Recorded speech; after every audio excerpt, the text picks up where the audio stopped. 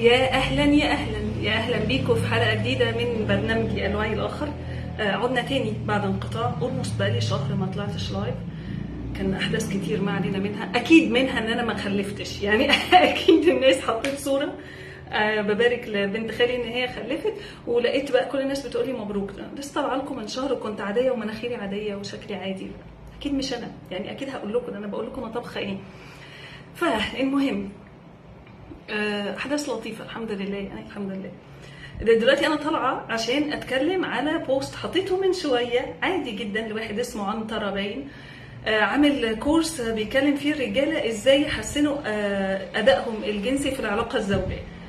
فالكورس بتاعه محتواه متقدم للناس اللي متجوزين اوريدي، للناس اللي لسه هيتجوزوا، او للعازب خالص يعني ولا خاطب ولا اي حاجه. انا من موقعي هذا كشخص مهتم جدا بموضوع التربيه الجنسيه، ومهتمه جدا بموضوع العلاقه الجنسيه بين الزوجين. يعني درست ده ودرست ده في كورس، عملت كورس DIY جواز بالتفصيل للدو ات يور سيلف، يعني بالاشتراك مع 2 ترينرز تانيين. عملنا حاجه كده ازاي نأهل الناس او المقبلين للزواج، وما كان من ضمنهم السكشوال اويرنس او التوعيه الجنسيه، ماشي؟ لان انا شايفه ان هي دي حاجه مهمه جدا جدا. ولما شفت الجاب الفظيعه لقيت ان معظم الاخطاء او المعتقدات الجنسيه طالعه من التربيه، فرحت عملت كورس سكشوال بيرنتنج ازاي نربي ولادنا تربيه جنسيه. فانا مهتمه بالموضوع جدا، واكشلي بقالي زمن نفسي اعمل ورك شوب للرجاله اسمها كونشيوس مان، مختاره الاسم والتوبيك وكل حاجه.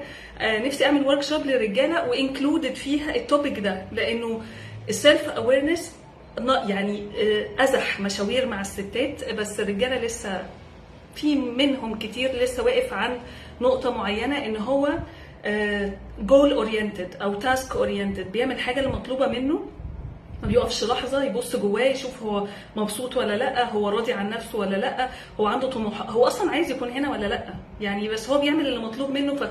فموست اوف مان عندهم كده انه جول اورينتد او تاسك اورينتد، انا هعمل ده وبعدين نبقى نشوف ايه اللي هيحصل. يعني على طول كانه في حاجه بتجري وراه، مش في الهير اند ناو، مش انجوينج المومنت. اللي عجبني بقى بالمناسبه، ما اعرفش الشخص كشخص يعني، اللي هو طالع ملثم، وانا شايفاها ترند لطيف بعد الاحداث بتاعت غزه، ربنا ينصرهم يا رب. ايا كان بقى هو نيته، مش عايز يطلع بشكله، مش عايز او عايز يعمل ترند ان هو يبقى زي الملثم بتاع غزه، ما اعرفش يعني، ما اعرفش دوافعه ايه. بس اكشولي لما شفت الكوريكولم والورك شوب، النقط او المواضيع اللي هيتكلم فيها، لقيت ان هو طب ما هو بيرفلكت ان البني ادم ده فاهم يعني ايه جنس.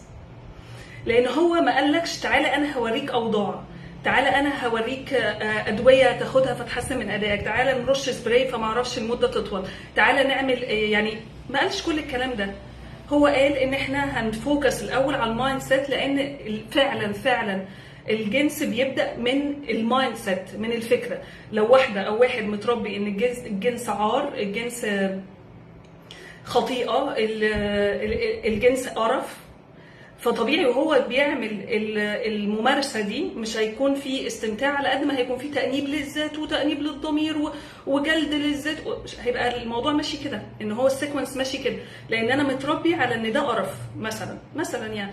فهي اتس اول اباوت مايند سيت، ان الاول الناس تتبرمج، وبعد كده الناس تعرف السكشوال هيستوري بتاعهم ايه اللي اثر فيهم. احنا بيبقى فيه فينجر برينتس كده، علامات انه احداث سمعنا ناس بتتكلم، احنا نفسنا عشنا احداث، تعرضنا لتحرش، تعرضنا شفنا بعينينا حتى مشاهد جنسيه في افلام، في مسلسلات، على ارض الواقع، كل ده بيحصل. فازاي ده شكل مفهومنا عن الجنس. فهو الراجل اتكلم من بعيد قوي، مش بدافع عنه برضه، ما اعرفوش يعني، بس بتكلم على اللي انا قريته في ككونتنت في الورك شوب. فهو بيتكلم على فكره المايند سيت، which is حاجه مهمه جدا، ان احنا الاول نسيت اب مايند سيت كده لطيفه محترمه مهذبه، عشان هي دي اللي بتحركنا يعني. وبعد كده بدا يتكلم على فكره التكنيك بتاع التنفس ده، يعني عجبني قوي اللقطه دي، لان معظم الافلام بتطلع الجنس عامل ازاي، 2 بينهجوا في السرير كأن هم في كامل ريس، ويلا اجري ليه يعني، ليه؟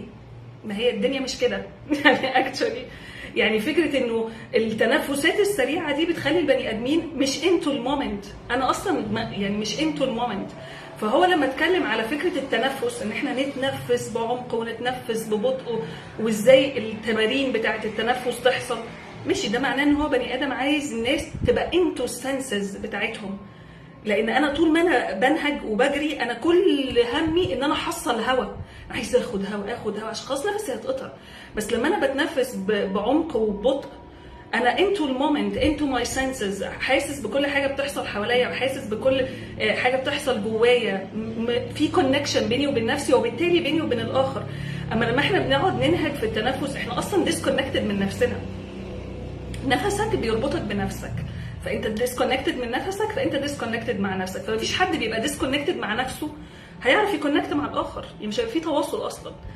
فدي حاجه لفتت نظري برضو. بعد كده الراجل اتكلم عن ايه تاني؟ عن فكره الماستربيشن او العاده السريه، او زي ما اي بريفير تو كول ات امتاع الذات او السيلف بليجر. اكشولي من الحاجات الصادمه اللي انا كنت بقولها للامهات في الكورس بتاع السكشوال بيرنتنج، انه لما اولادكم يعملوا امتاع الذات فانت مش مطلوب منك ان انت ترفض بالقطعيه. واكشولي احنا بنعمل لها موديفيكيشن على حسب كل واحد والباك جراوند بتاعته، سبيشالي ريليجيوس باك جراوند، مرجعيته الدينيه عامله ازاي. بس انا لو هي خلاص انت هتعمل ده، الولد او البنت هيعملوا ده، فانا بعلمهم تكنيك يعملوه بحيث ان هما ما يبقوش destination oriented، اللي هو احنا عايزين نوصل للاورجازم. لا، احنا بنenjoy the moment، بنحس بجسمنا، بنحس بكل التفاصيل اللي بتحصل جوانا. مش اللي هو المهم يحصل اورجازم وخلاص، يحصل كم وخلاص، مش هو ده الهدف. يعني الهدف انه زي ما بيسموه سيلف بليجر، امتاع الذات، انه في الاخر البني ادم ده يتبسط مع نفسه، فبالتالي يعرف يبسط اللي معاه. ما يبقاش ان هو يعني في معظم الناس لما بتيجي تعمل ماستربيشن بتحرك بس ايديها مثلا، ما بتحركش كل جسمها، ما بتبقاش اوير بالتنفس بتاعها، ما بتبقاش اوير بالتشينجز او التغيرات اللي بتحصل في جسمها. دي حاجه مهمه جدا جدا يعني. فلما هو اتكلم على فكره العاده السريه وازاي العاده السريه تخليه يتحكم في القذف، طب ما الراجل ده فاهم هو بيقول ايه اكشولي، يعني هو فاهم هو بيقول ايه. دي من ضمن الحاجات اللي اثارت الجدل جدا، انه ازاي الراجل بيقول كلام. الحاجه بقى الثانيه انه فكره الترمينولوجي اللي هو بيستخدمها، طريقه التعبير بتاعته. يعني ممكن اقتبس منه لما بيقول عربجي.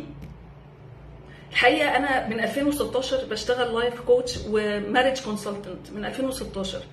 انا سمعت الكلمه دي كتير جدا جدا جدا من ستات كتير جدا تقول اصل هو هيز فيري جنتل. عارفين الافيه بتاع انا هدفي لك السرير واول ما تيجي هقوم واسيب لك الدفا كله؟ هي مش عايزه ده، هي عايزه حد عربجي زي ما الراجل ده بيقول. ففي سكشوال بريفرنس، كل واحد عنده تفضيلاته الشخصيه. كونك انت انزعجت من الكلام اللي هو بيقوله، كونك انت شايف انه بيتكلم كلام ملوش لازمه، او بيتكلم مش مطمن له لان هو من ورا قناع، او ان هو بيكذب او بيحاول. احنا يعني محدش فينا حضر الكورس لحد الان، يعني اللي انا اعرفه ان انا اكيد مش هحضره، بس اللي حضر الكورس او شافه اونلاين ممكن هو يحكم. بس وجهه نظري انا الشخصيه في القصه دي كلها انه البني ادم الكريكولم اللي كاتبه بالتفاصيل اللي كاتبها انا بدرسها حتى في الكورس بتاع السكشوال بيرنتنج. بعلم الاهالي ازاي يعملوا ده مع نفسهم، وان ازاي هم كمان يساعدوا اولادهم ان يبقوا كونكتد تو سيلف. ما يبقاش الجنس كله بس ان هو الوصول للنشوه وخلاص، يبقى في كونكشن حقيقي ايموشنالي ومنتالي وفيزيكالي وسبيريتشوالي على كافه المستويات. يعني الجنس مش مجرد جسمين بيحكوا في بعض، يعني هو اعمق من كده يعني اعمق من كده. بلاش اقول انضف واطهر والكلام من ده كليشيهات قوي، لان هو كده كده نضيف حتى لو مجرد جسمين بيحكوا في بعض يعني. فالخلاصه انا بقى ايه شايفه؟ المستخبيه بتكسر المحراب. ده مثل قديم بيتقال على الناس لما تيجي تقلب التربه الاول عشان خاطر تزرع. فانت الاول لازم تقلب التربه عشان تشوف لو في زلطه وفي طوبه، في حاجه قديمه انت محتاج تشيلها الاول عشان لما تزرع الزرعه تبقى نظيفه. في المجتمع بقى اللي احنا عايشين فيه اللي هو خلينا ساكتين، عيب، حرام منين؟ ليه حرام؟ يعني لا، نقف هنا لحظه. ايه اللي حرمه؟ هو الراجل مش مطلع بورن، يعني هو الراجل بيتكلم ومغطي وشه، يعني حتى عشان ما فيش ست بقى تفتن بيه يعني الله وعسى يعني. ليه حرام يا جماعه؟ ليه عيب؟ اصل برضو حتى لو قلنا يروح لمتخصص، ما هو انا دكتوره، مش انا دكتوره، بس هل انا كل العلم اللي انا اتعلمته ده واللي بدرسه لغيري هل ده انا درسته في كليه الطب؟ لا. هل لو حد عنده مشكله جنسيه وراح لدكتور ذكوره مثلا، امراض ذكوره او دكتوره نساء، هيقولوا لها ازاي تتنفس، هيقولوا لها ازاي تنجوي السنسز بتاعتها، هيقولوا لها ازاي تعمل حركات عشان تزود استمتاعها، هيقولوا لها ازاي تمتع شريك حياتها او العكس صح. مش هيقولوا كل الكلام ده. هو هيديك قرصين وهيديكي جل وخلاص على كده. يعني مش هيديك بقى اللي هو بيتعامل معاك ان انت جسم بس مايند سيت او ان هو سنسز، ده مش هيحصل اصلا، مش هيحصل. فيعني الفكره بتاعت انه اي حاجه احنا تابو في المجتمع، اي حاجه احنا معترضين عليها، اي حاجه بتهز سكوننا وبتهز ثباتنا، ازاي الناس دي بتقول حاجه غير اللي احنا متعودين عليه؟ يا لهوي، انا محتاجه اراجع نفسي. هو يا لهوي ليه؟ يا لهوي ليه؟ خلاص انت مش عايزه تشوفي ده ما تشوفيهوش. بسيطه يا جماعه، قلتي الكلمتين اللي عندك كتر خيرك، يعني حق الرد مكفول للجميع بجد. كل واحد عايز يرد رد، بس انت بتحرق في بنزين على ايه بجد؟ داخل جهاد الكومنتات تاني. احنا بنعمل جهاد الكومنتات. حاجه ضايقتك استفزتك، ارجع بص جوه نفسك وايه اللي مستفزك في الحوار ده.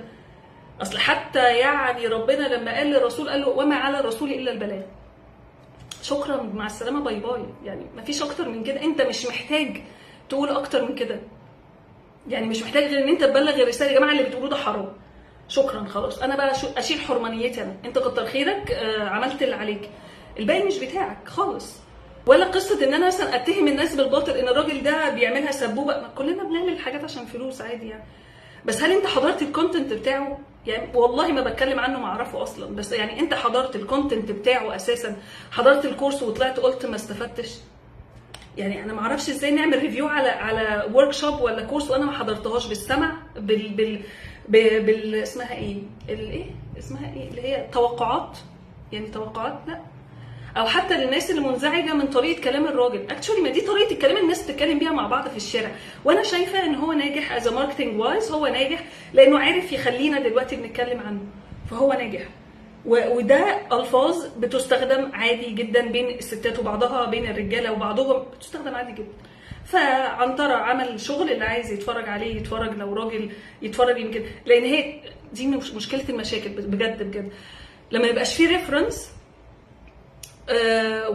ولا عند الزوج ولا عند الزوجه، وهما الاثنين حاسين انه في حاجه غلط، بس احنا مش بنسال حد عشان احنا المستخبيه بقى، فنستنى لحد ما نوصل لحيطه مسدوده ونتطلق يلا بقى، عشان احنا مش عارفين احنا عايزين ايه ولا مبسوطين بايه ولا اي كلام من ده. لا، محتاجين بجد، محتاجين ان احنا يبقى فيه توعيه بسيطه. يا عم خدها وقسها على نفسك. هو انت ليه كل حاجه لما نيجي نتكلم فيها تعترض ولا ومش كده؟ مش عاجباك ما تاخدهاش، غيرك ممكن على مقاسه هياخدها عادي. يعني مش لازم كل حاجه الناس كلها تجمع عليها، ومش لازم اللي انا بقوله لك تعمل بيه. انا مين يعني؟ ما خد الكلمتين مني وانسى ان انا قلتهم اصلا. انساني انا كلي على بعضي مش لازم انساني، بس خد الكلمتين مني واسمع، يمكن يفيدوك.